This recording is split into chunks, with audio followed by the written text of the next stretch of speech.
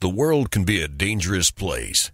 Gear up with the industry's original and most trusted laser sighting system from Crimson Trace. Equipping your firearm with laser and light systems will enhance your effectiveness and help keep you and your family out of harm's way. Call 800-442-2406 or visit crimsontrace.com and receive a free copy of our new laser training video, The Laser's Edge. Crimson Trace.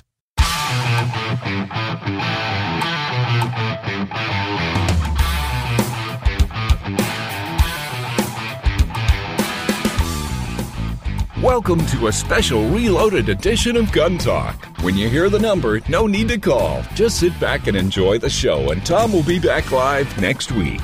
Now, here's Tom. Well, hello. Glad that you could be with us today. Tom Gresham here. Of course, it's Gun Talk. If you'd like to reach us, it's pretty darn easy. 866-TALK-GUN. Get you in here. Or just dial 1-TOM-TALK-GUN over on Twitter. I'm at Gun Talk. Shoot me an email, tom@guntalk.com. All good ways to get in here. But, of course, we love getting your range reports. What have you been out shooting? What do you like? What do you hate? What's working for you? What did you talk your way into being able to purchase? Love that when people say, yeah, I was able to get a new gun because sometimes it's because I bought her a gun too. Well, that works too. Or in some cases, I bought him a gun too. That always works as well. We'll be talking about a lot of things, including a bit of a change in Congress. What's it going to mean for gun ownership, gun rights? Something, nothing, maybe something important? We can certainly chat about that. But it is fall. It is fall, and birds are flying. People are getting ready to go bird hunting. People are getting back out, maybe doing some shooting where it was a little bit hot through the summer, particularly in the southern western parts of the country, where you say, I don't think I want to go out and shoot any clay targets right now. It's just too bloody hot. And that means it's time for us to talk to Dr. Shotgun. Bryan Bilinski is, of course, the owner, the purveyor of Fieldsport, a fabulous store in Traverse City, Michigan. He's the guy who brought sporting clays, the whole game of sporting clays, to the United States many years ago. He's a world-class shooting instructor, gun fitter, and all-knowing, all-seeing, knowledgeable guy about guns. Bryan Bilinski joins us now. Hey, Bryan. Thank you for that introduction. All-knowing. How are you, my friend? Splendid, thank you. I'm sitting on my deck observing fall coming into the air in northern Michigan. It just feels right. It's like, okay, it's time to get the shotguns back. Okay, in your case, you never put them up, but get them out. It's time for people to start brushing up, because we're thinking. I mean, I know guys who are already out shooting teal in Louisiana, and of course, depending on where you are in the country, some seasons are open, and a lot of them are coming. Yeah, I just went down and hunted doves in Indiana for a few days a couple of weeks ago. And we had a real good crow and pigeon shoot last week up here in northern Michigan. Grouse and woodcock season is now formally open, and duck season opens this coming Saturday. So, man alive, this is the time of year we live for. Yeah, I know. There was a great Southern writer, Havilah Babcock, wrote a book titled "My Health is Better in November." It's said so well. We'll just move it up. We'll move it up 1 month. We'll say October, in northern Michigan. There you go, northern Michigan, exactly. Now, let me ask you, there's a reason we don't have you on more often. It's because every time I go to your website, I want to spend money. So I don't know what that's all about. You have the best collection of new and used shotguns anywhere, and you do the best job of displaying them, because one of the things you do, and I want us to spin straight to this, is you measure all the guns, so you give the measurements so that somebody who has already been measured and knows what gun fits them says, okay, well, that one's pretty close, or that one we can get there. I want us to at least talk about the value and the importance of gun fitting when it comes to shotguns, not for defensive use, but for wing shooting. That's a loaded subject, and it's unfortunately we're not a nation that ever was built around bespoke anything. We followed Henry Ford into the gun business, and you could have any color Model T as long as it was black. Right. So American shooters they're not privileged to have gun fitters in all parts of the country where they can get a gun fitting before they buy a gun, so that they can buy a gun that shoots exactly where they're looking, comfortable to shoot, and also, is the perfect gun for them.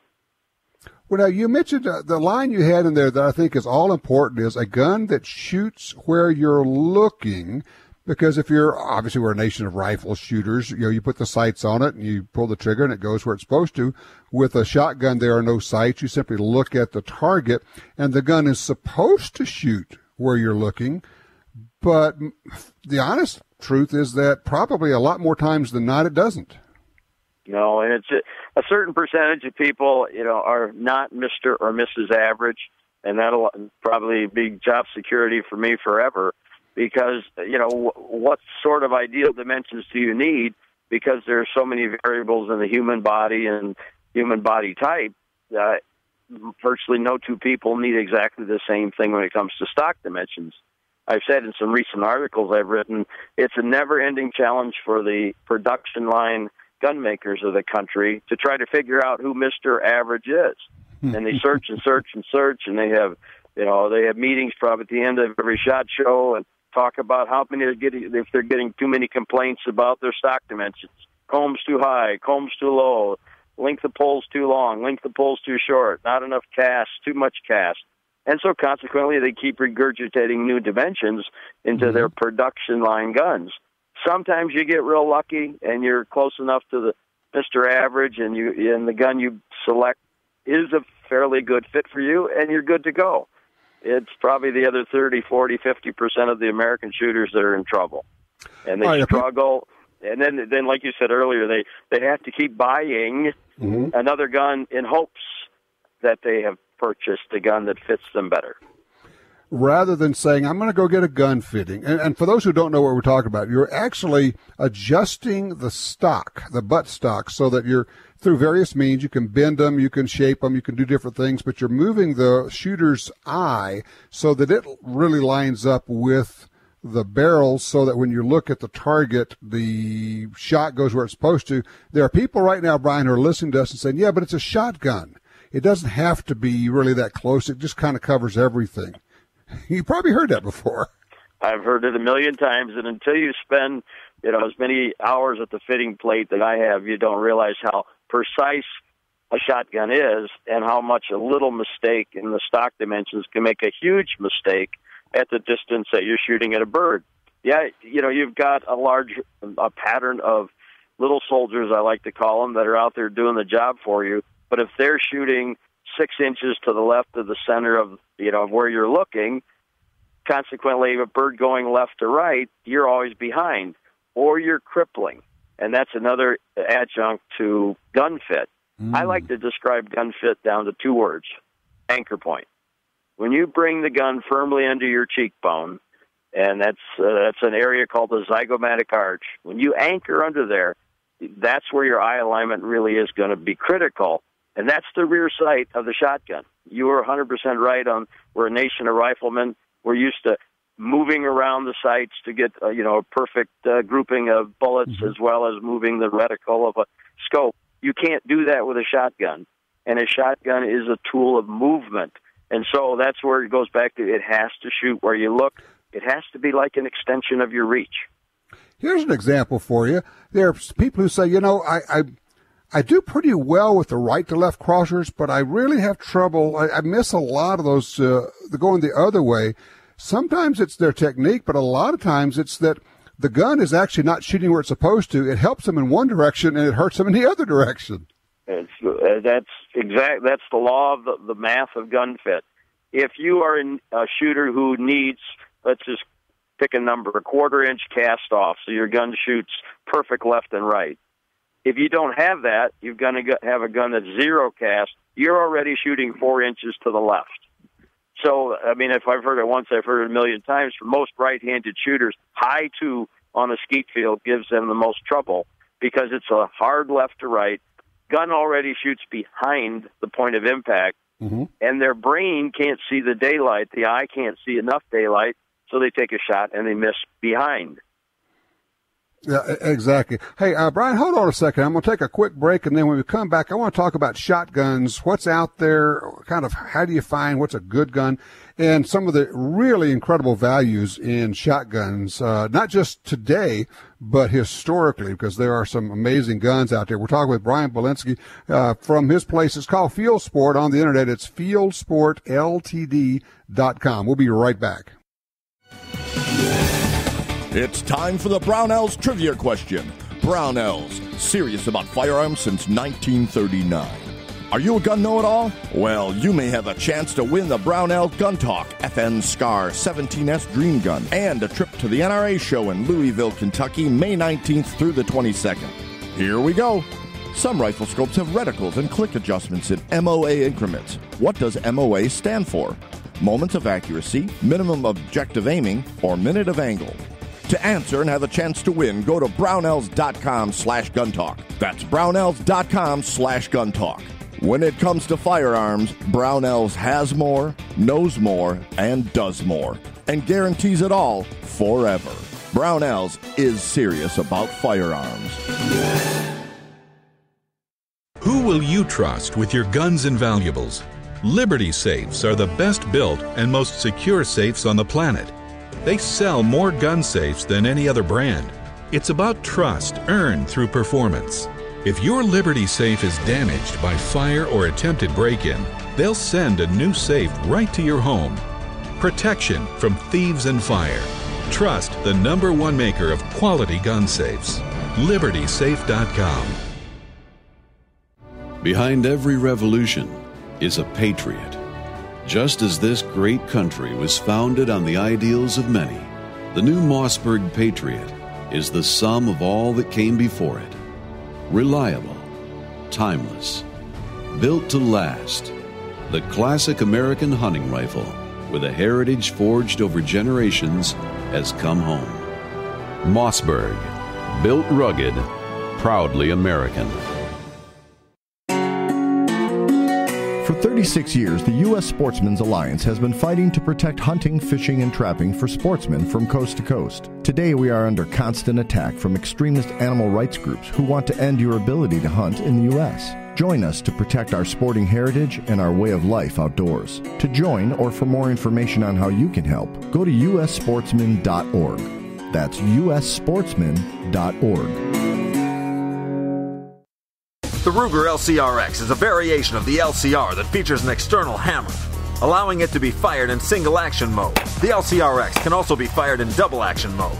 It features a monolithic frame made from aerospace-grade 7000 series aluminum, a patented Ruger friction-reducing cam that results in a smooth, non-stacking trigger pull, and a patent-pending polymer fire control housing that significantly reduces weight and helps reduce recoil. The Ruger LCRX Revolver, another rugged, reliable firearm from Ruger.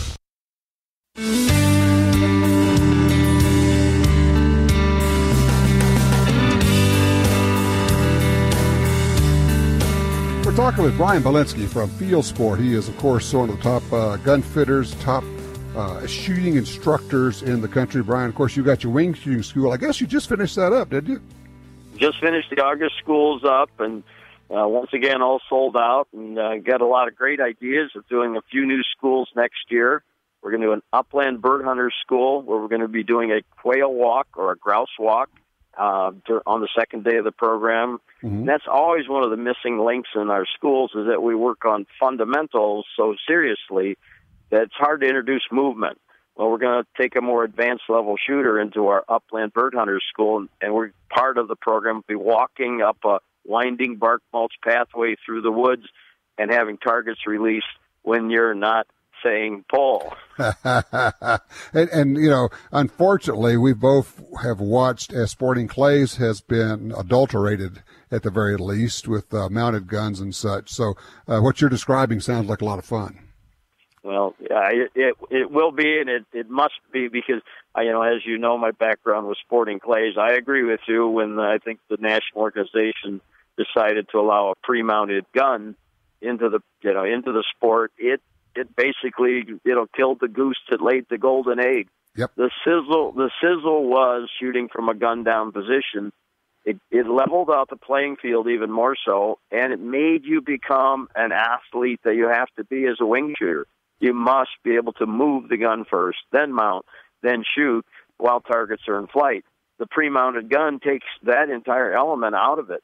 Doesn't mean people are, doing anything wrong. We can't argue amongst ourselves as far as different ways to shoot a shotgun. But if you're a bird hunter, you must learn to shoot from a ready position, a gun down position, because that there isn't one grouse, woodcock, quail, or a pheasant ever flushed when you said pull. Not unless you just walk along saying pull all day long. Had a tape recorder going, huh? All right, let me ask you something. I know you get this. People, I've looked at your website, and of course you've got wonderful over and unders and wonderful side-by-sides, and people look at it and go, yeah, but those are expensive. And they go, well, yeah, if you're used to buying pumps and semi-autos, some of these are more expensive. But one of the guns on your used list caught my attention. I thought it was a great example of what maybe we'd like to get into, is that you've got a Joseph Lang side-lock, side-by-side shotgun here with 2 barrels. And, it's not cheap, but in terms of, you also have a Purdy for like $60,000. This is $10,000. But the thing I wanted to point out to people is this gun was made in 1907, and it is just as shootable today as it was 110 years ago, right? That's right. The steel doesn't fatigue, and as long as nobody's basically done anything wrong to the bore diameters and such, those guns are just as safe to shoot. They were made in an era when time didn't have the same value it has today. There are some tremendously good values on the used market. You couldn't duplicate that Lang for $150,000 if you went to a English gun maker today and said, I wanted a 2-barrel set bespoke to my dimensions.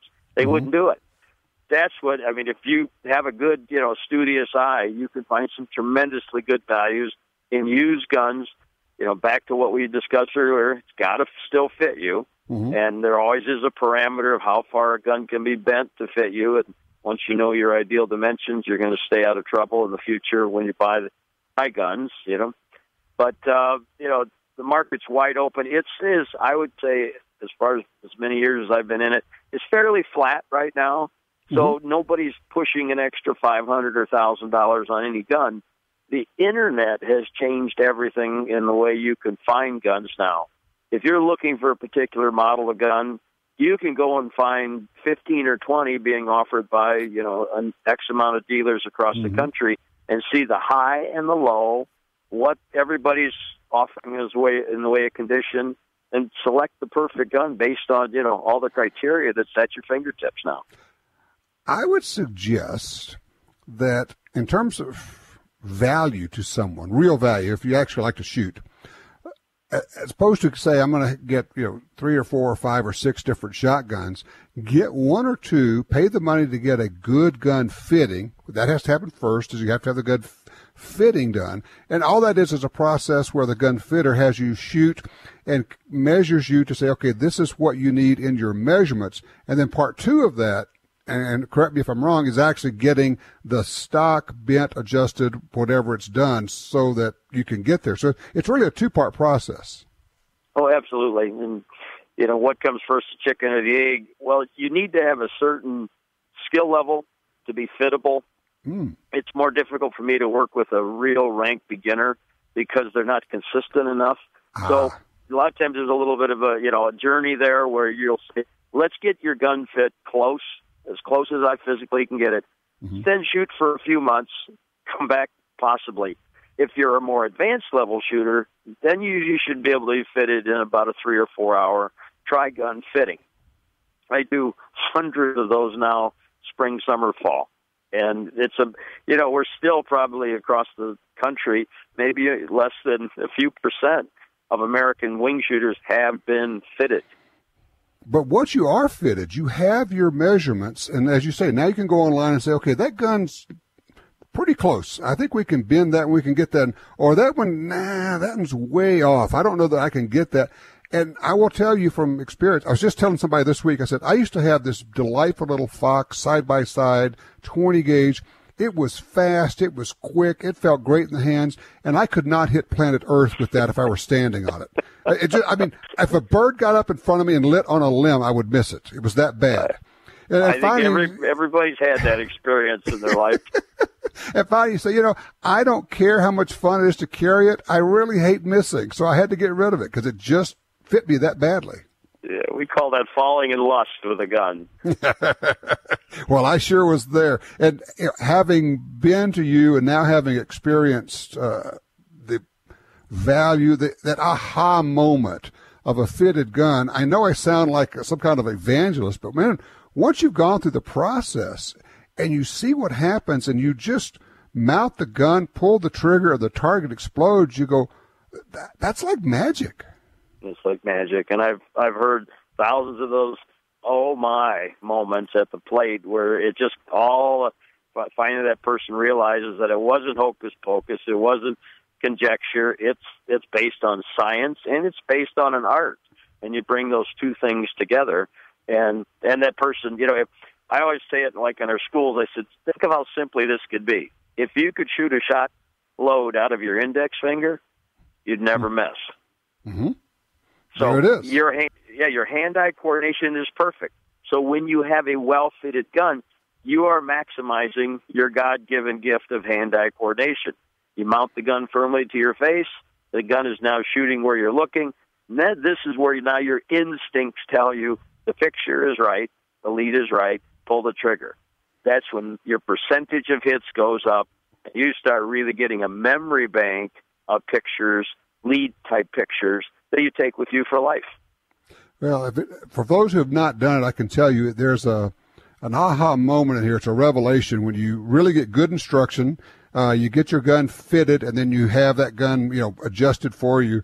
Bryan, if they want to know more about where you're going to be and your school and everything else, I guess the website's still the best place? Yes, I'm already getting ready to set our dates for 2016. And for the record, I also do private shooting lessons and gun fittings. What we wait for in Michigan is for the snow to melt and the snows to come back.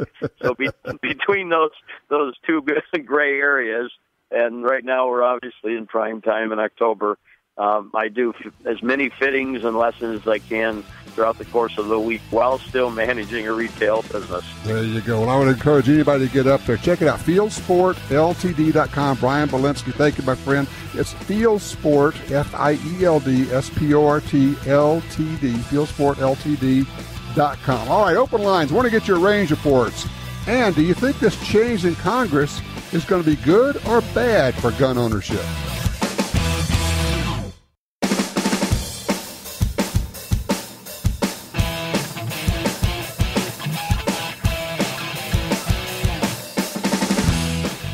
Now, back to a reloaded edition of Gun Talk. All righty, time for stories. Or we call it story time, whatever you want to call it. We're having fun. We're talking about, the things we do, the things that happen to us when we're out hunting, when we're out shooting, when things are going on. By the way, if you'd like to join us, it's 866-TALK-GUN, or just our one-Tom Talk Gun gets you in here. Oh, congratulations, by the way, to 4 winners, grand prize winners of the Alien Gear Holsters giveaway. We just finished up. John O. in Raleigh, North Carolina, Stephen H. in West Bountiful, Utah, John H. in Ludowicki, Georgia, Shane D. in West Haven, Connecticut. That kind of gives you a good idea of where Gun Talk goes all over the country. By the way, if you have Gun Dealio on your smartphone, if you're having any kind of issues with it, just uninstall it, reinstall it. I have learned so much in the development of the Gun Dealio smartphone app. And what I've learned is that sometimes it's not a bad idea to, of course, you need to be updating all your apps anyway. But if you're having any kind of quirkiness, funkiness, anything going on with any app, just basically delete it and then reinstall it, download it again. And usually that takes care of it because there are all kind of updates going on all the time. So we should be, cross fingers, everything should be running fine on iOS 9.0, and I think it's 9.01 now. But if you don't have Gun Dealio and you don't know what I'm talking about, you got to go get it. Gun Dealio, it's a smartphone app. It's free. It helps you find super deals that even your gun stores don't know about. And what I mean by that is Springfield Armory may have a a thing going on where if you buy an XD, you get 3 extra magazines or whatever it happens to be. The gun store may or may not know about that, but if you have Gundealio, you'll find out about those kind of things. We notify you. So all kind of cool things going on there. So it's Gundealio, Gundealio. All right, so I'm talking to a buddy of mine, just got back from an elk hunt in Idaho. This is the kind of stuff we do. They're hiking way up, he and a buddy, way up into the mountains, and it's starting to rain, and they're carrying their gear, and of course they've got their tent and bivy sacks and all, but I mean, it's really pouring. He said, well, look, there's an old lookout station up here.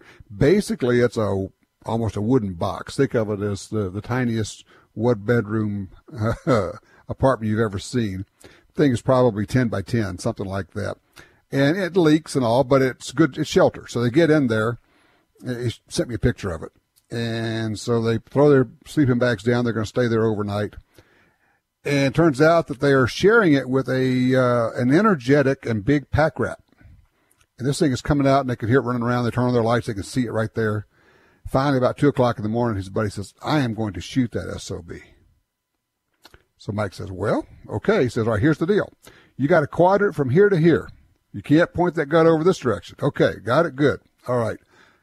They're in a 10 by 10, call it maybe a 15 by 15 foot wooden building that has probably as many holes as it does boards. You can see daylight pouring through it in the day.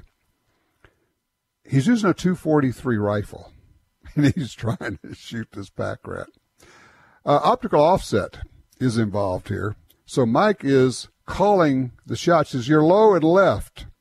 Now, the rat's about, 10, 15 feet away, maybe. He said, boy, it's really loud when you shoot a 243 in there. I don't know if they ever got it, but it sure was an entertaining tale to me at any rate. And by the way, he was shooting a 243 on deer. Mike got his 7x7 elk with a 7 mag. Question for you. Do you still hear people say that the 243 is too small for fill in the blank? Deer, sheep, whatever. Or have we gotten past that? Because when the 243 first came out, it was considered a varmint cartridge, pretty much a prairie dog coyote rig. And then some people started shooting deer with it and found out, hey, this works really well. But other people said, no, that's just a crippler. Things will run off with it. But I'm telling you, man, you shoot them in the vitals, it'll drop any deer. And they said, yeah, but, sometimes you shoot them and they run off. Yes, but I've also had that happen with 7 mags, with 308s, with other things. I've also had them drop straight down with those. I've had critters run off when shot with a 6mm or drop in their tracks. I think it's just a matter of, luck of the draw on some of that, and animals react differently. So anyway, I was wondering if what you had heard, if people still say the 243 is too small, or have we kind of gotten past that? All right, the big story, of course, the last few days is John Boehner has announced his resignation, not just as Speaker of the House, but he's leaving Congress. What was your reaction to that? Did you apply any Second Amendment filter to that and say, okay, well, then this means this for us? My first reaction was, oh, my God, what a wonderful thing. Because my feeling had been that Boehner was no friend of the Second Amendment. Rather than announcing, if a gun control bill comes to the House, it's going to be DOA. It's going to be dead on arrival, which would be the appropriate thing to announce. He was always in the go along to get along deal. Well, we will look at it. And he said, we'll consider anything that you set up. He always was looking to make the deal.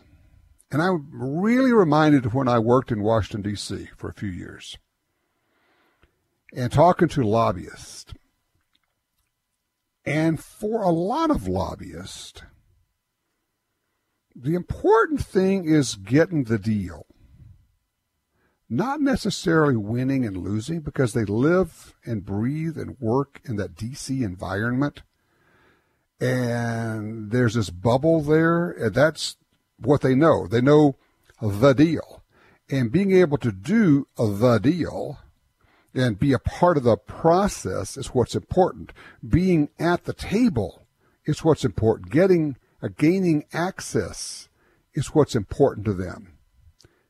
And they'll say, yeah, well, we fought this thing and we did this and we came up with this. And I say, yeah, but we didn't get what we wanted. They said, well, yeah, I know, but we got the best we could. I said, sometimes what you should do is just say, no, we're not going to go for a compromise. We're going to kill it. We're going to shut it down and come back and do it right next time.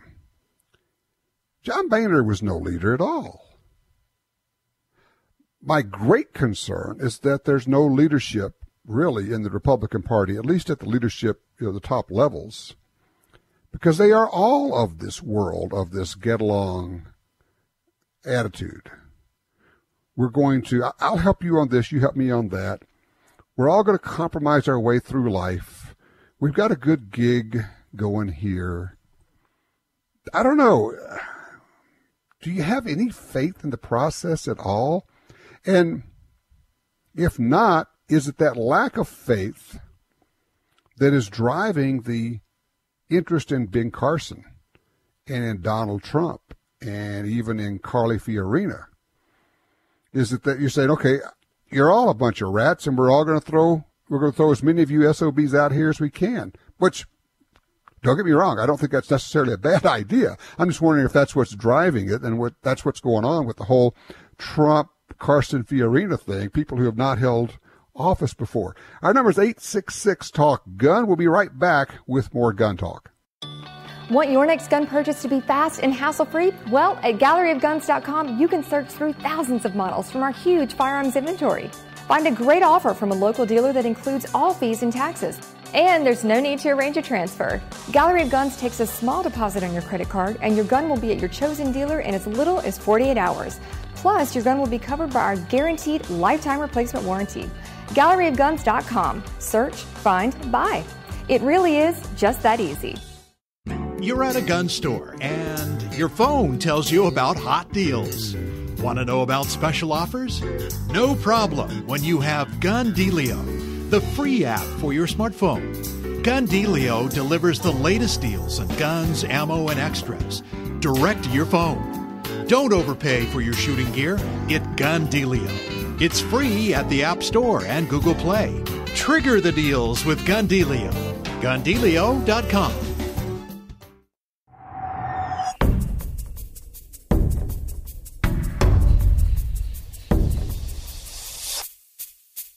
The Smith & Wesson Bodyguards. Carry more comfortably, walk more confidently.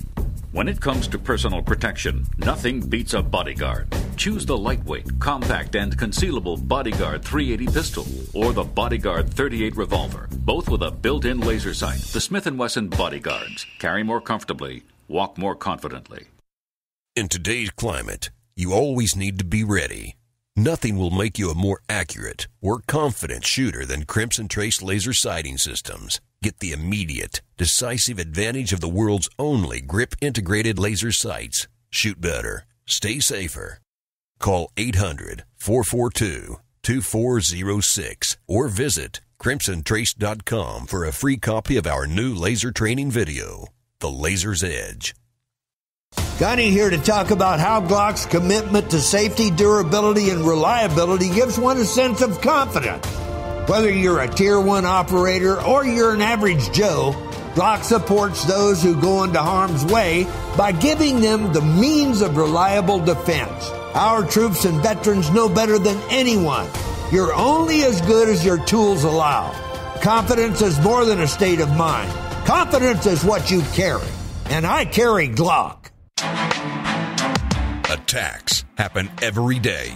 How will you react? See real people put into real-life criminal attack situations on First Person Defender.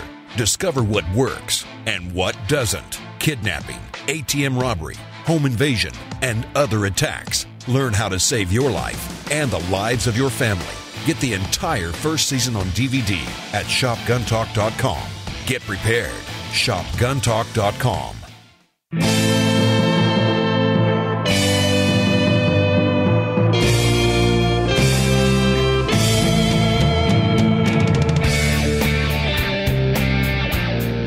You know, we were having lunch in a restaurant in Albuquerque, New Mexico 2 days ago.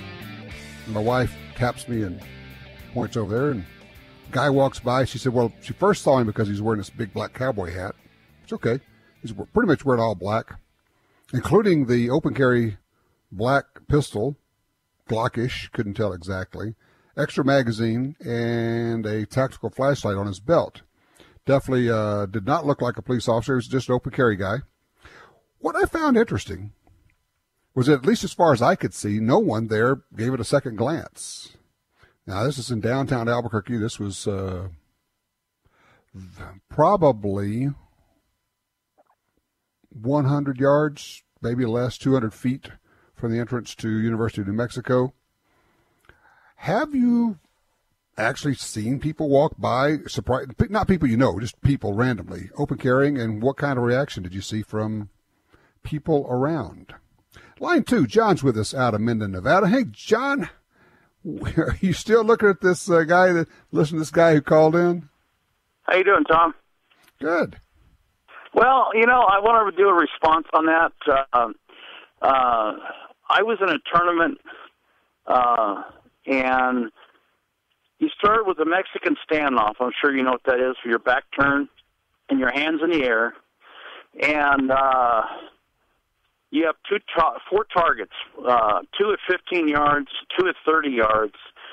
You shoot two targets, 2 shots at each target. You run across the range, you reload, and you shoot 2 at the 30-yard targets. And the time starts when your hands drop. And I shot all 4 targets in a 10 ring and reloaded in 6 seconds. And this moron says you can't draw and shoot in 2 seconds. And that was my only comment, that I killed 4 people in 6 seconds. Cardboard people, yes, I understand. It's a good point, John. Look, I appreciate the call. We're talking about a caller we got a couple of weeks ago. He said, well, you couldn't do anything. If it's all going to be over in 2 seconds, all you have to do is just roll over and die, because there's nothing you could do. I find this to be true. I find that people who aren't into guns, don't shoot much, don't compete, certainly, but just the general public, I think, is probably a fair way to put it. Their lack of knowledge of guns extends to what can be done. They project, of course, in psychological terms, they project that their incompetence upon everyone else.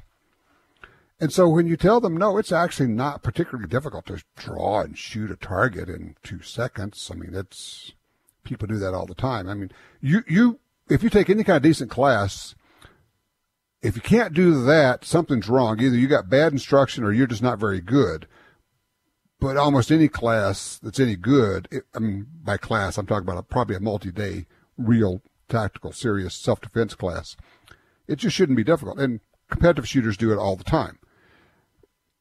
Drawing and shooting in 2 seconds that's not fast. I guess that's the thing. That's not fast. It's a good point. Jim says, often done under 1 second. Yeah, I mean, if you're drawing from an open holster, not concealment, the people who are fast at it can draw and fire 6 shots in under a second.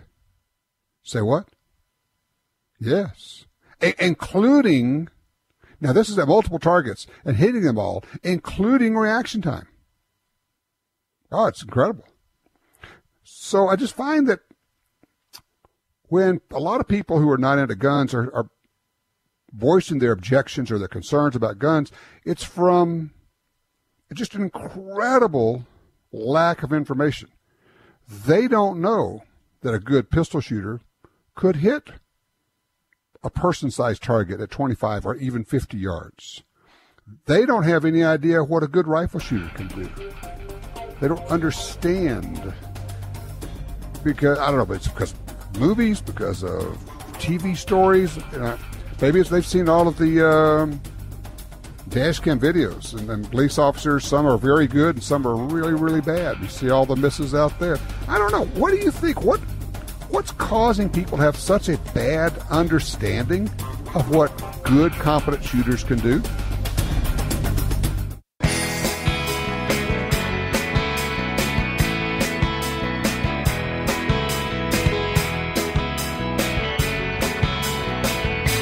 Speaking of calibers, we're talking about the 243.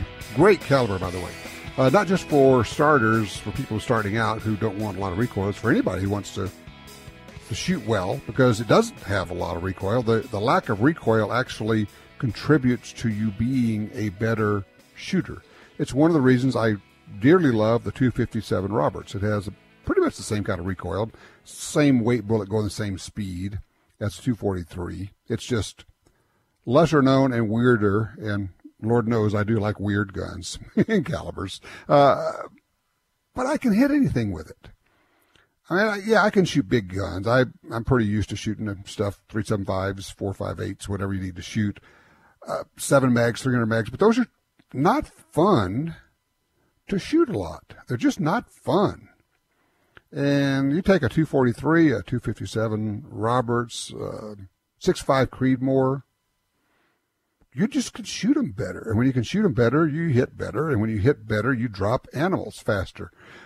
Take that and move that over to the self-defense side of the world. If a gun kicks less, you will shoot it better at the range. If a gun kicks less, you are more likely to want to shoot it at the range. Does a 45 kick a lot? Not really, but it kicks some. I think a 40 actually kicks a little bit more. I think 9s are much more pleasant to shoot. It's a good point. Why do you practice with 38 specials instead of 357s? Yeah, well, that's why. One of the beauties of that system, a revolver, you can, at 44 Magnum, you can shoot 44 special in them, et cetera, et cetera. It's one of the reasons that 9s have become so popular, because they're much more fun to shoot. You will practice more with them. You will get better with them. And now with good ammunition, they are, statistically at least, just as good at stopping an attacker as a 40 or a 45. The other aspect, of course, of shooting 9s is that the ammo is less expensive. Now, if you keep going down the line, go to a 380. You can get to the point of ridiculousness. A 380, yes, has less recoil, but the ammo is more expensive. You go down to a 32. Well, now we're really getting marginal as far as stopping ability, et cetera, that kind of thing. So, you got to figure out where it works for you. And if you say, I love shooting 45s, wonderful. I have carried 45s many years. I tend to generally carry 9s now. Just because of the nature of the business, I switch out because I'm working with different gun companies and different holsters and always trying different weird stuff out. That's kind of the fun of the whole thing. But don't get caught up in the bigger is better, whether it's rifles or handguns, or even for that matter, shotguns. For most uses, a 20 gauge, if you're wing shooting, will do everything a 12 gauge will do for most uses. And it's going to kick less. Doesn't mean necessarily it's going to be less expensive ammo. You got to watch out for that, because there's some promotional ammo in 12 gauge that is so cheap sometimes you wonder what are they thinking? Can they even be making money at it? In the ammunition business, they'll sometimes call it a race to the bottom. They get into these price wars. Who can make the cheapest ammo? And great, we're all going to sell a bunch and lose money on every box that we sell. Not such a great idea. But just as you look at when you're choosing, bigger is not always better, okay? When we come back, coming up really soon, we're going to be talking about training, self-defense training, mindset, the things you should be working on. And I guess that's the thing. None of us has enough time to do all the shooting we want to do. No one has enough time to get all the training we want to get. So let's figure out, what do I need to work on? What's actually going to be doing me some good? Is there something I need to change about the way I think, the way I operate, the way I carry, the gear I carry, what I do, that will make me and my family safer? coming up on Gun Talk. If you'd like to get involved in that, 866-TALK-GUN, get you in here. Hey, I'm Tom Gresham. This is Gun Talk.